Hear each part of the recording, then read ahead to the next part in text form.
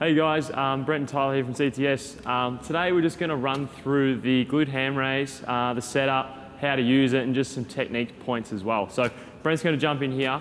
So when starting out, when you're a beginner, you'd probably want to set it up so starting off with your knees off the pad, okay? It's going to make it a little bit easier until you get used to the movement, the hamstrings get a bit stronger. So as you can see here, Brent's got his knees off the pad, and then he's going to push himself out, just come down. You want to come into a little bit of hip flexion and then pop back up. Good, knees staying off the pad, pushing yourself out, and then popping back up.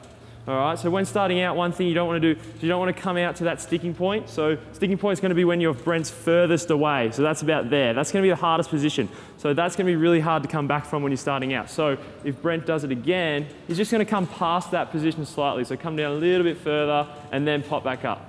So you can get that little bit of rebound from going below that sticking point. Okay, so as we get stronger, we can move that out. We never want kneecaps on top of the pad. So you don't want direct contact with the patella on the pad. It should be sitting in front of just on top of the kneecap there. So this position's going to be a little bit harder.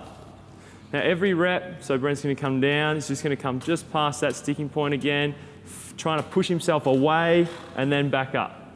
All right, so you think about pushing yourself out. He's going to come into a little bit of hip flexion and then pop back up and stop there. So you see for those reps, Brent has his hands behind his back. So your hand placement can again increase or decrease how difficult the movement is. The hands in front is going to be more difficult again.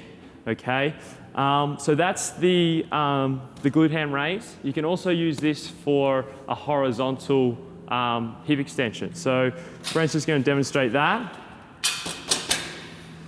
So this is without the knee flexion component. You're purely just doing the hip extension component. So here, just hinging at the hips, Brent's going to come down and then contract the glutes hard at the top, and then coming back down, contract the glutes hard at the top. Good, try not to overarch. Good, just do two more.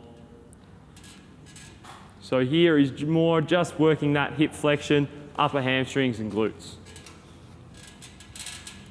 Okay, so that's the two main ways you're going to be using the glute ham raise with your setup. So starting with the knees off when you're starting out, and then you can progress to knees just in contact with the front of the pad there. Don't want to go with knees on top.